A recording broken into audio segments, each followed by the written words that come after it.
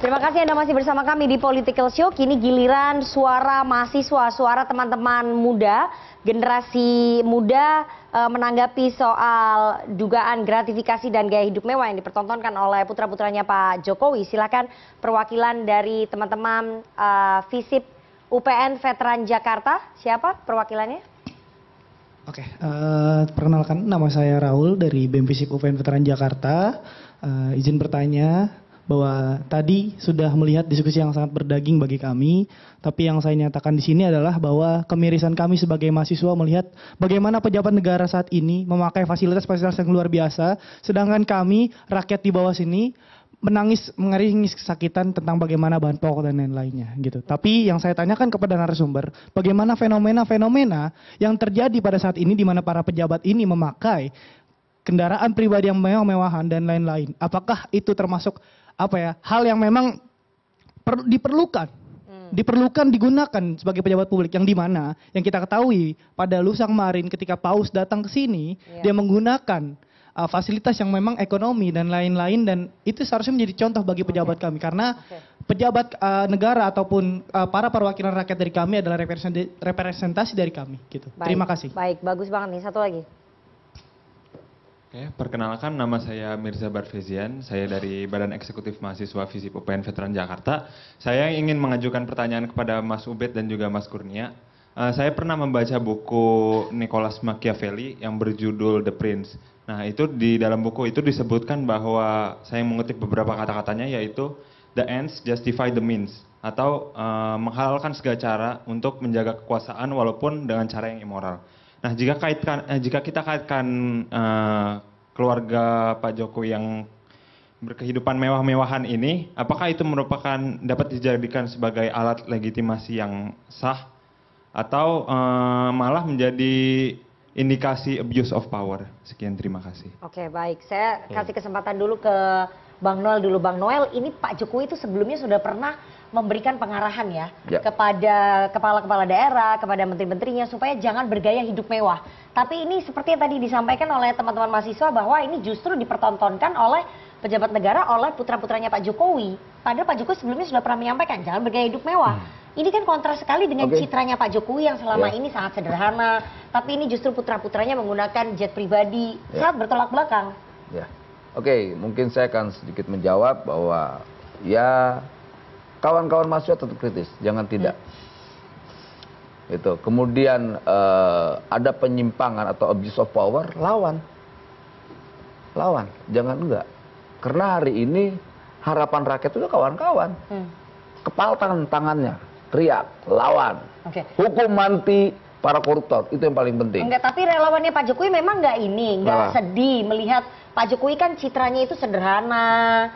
Sampai detik itu sederhana. Supaya bawahan-bawahannya ini tidak bergaya hidup mewah, tapi ini justru berkebalikannya, keluarganya sendiri yang mempertontonkan itu. Ya, inilah tugas mahasiswa, tadi saya sampaikan, tetap kritis.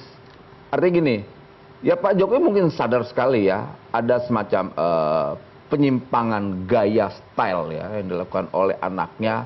Tapi saya yakin beliau tetap pada komitmen dirinya bahwa keberpihakan terhadap rakyat tidak akan berubah. Tapi Pak Jokowi bisa melarang itu ya? Kerja-kerjanya dia, bukan nggak bisa melarang. Bisa melarang para pembantu, nggak bisa melarang anaknya? Loh, bukan nggak bisa, dia larang. Karena kawan-kawan yang tahu.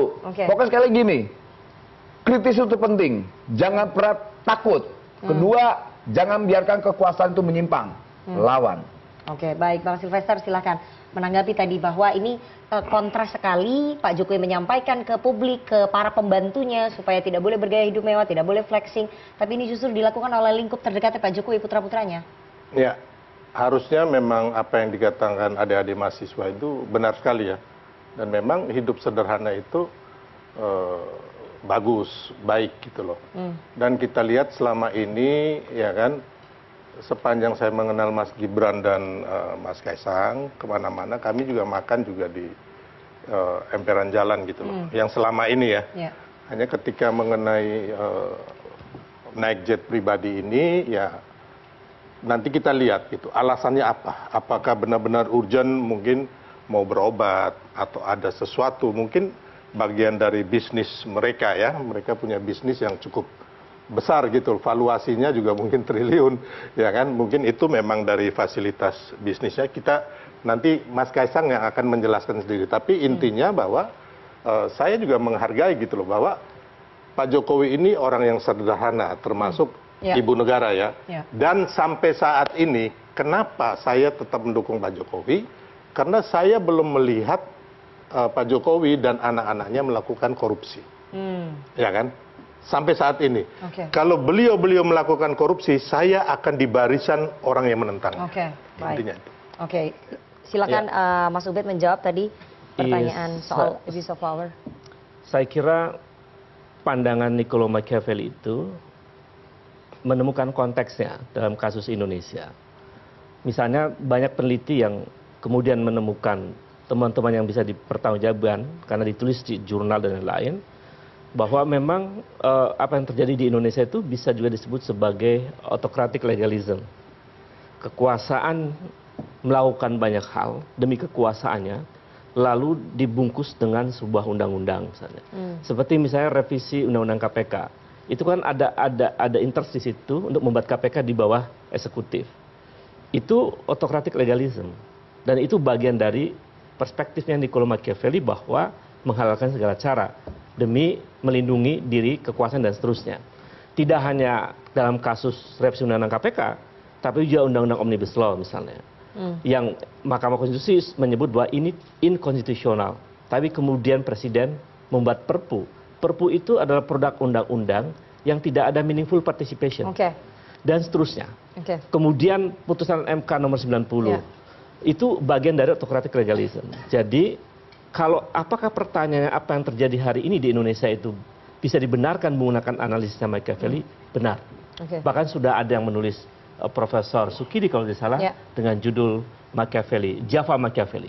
Itu Java Machiavelli maksudnya siapa? Ya tidak lain tidak bukan yang kemudian disebut oleh menterinya sebagai Raja Jawa. Silakan Mas Kurnia, 1 menit waktu kita. Mbak Rifana, tanggal 14 Oktober tahun 2022, Pak Jokowi itu pernah berkata seperti ini. Kapolres, Kapolda, pejabat utama, pejabat tinggi Polri ngerem total masalah gaya hidup. Jangan gagah-gagahan karena merasa punya mobil atau motor gede yang bagus. Hati-hati, saya ingatkan hati-hati. Ucapan itu justru dibantah bukan oleh polisi, tapi oleh anak kandungnya, namanya Kaisang Pangarep, ketika memperlihatkan naik jet pribadi yang angkanya miliaran rupiah, pelesiran ke luar negeri. Itu masalah etik. Tapi masalah hukumnya, saat ini karena sudah closing, ini menjadi beban pembuktian kepada KPK. Buktikan kepada masyarakat bahwa KPK independen, buktikan kepada KPK, KPK tidak kalah atau berani mengusut orang-orang di lingkaran istana negara. Maka dari itu saat ini kami mendorong agar dalam proses penyelidikan, dalam proses penindakan, agar KPK segera memverifikasi kepada Kaisang. Dan jangan lupa ada satu lagi saudaranya penyelenggara negara namanya Bobi Nasution. Itu juga harus dimintai keterangan oleh KPK. Kita harus jeda terlebih dahulu. Jangan kemana-mana, tetap bersama kami di Political Show. Masih ada kan?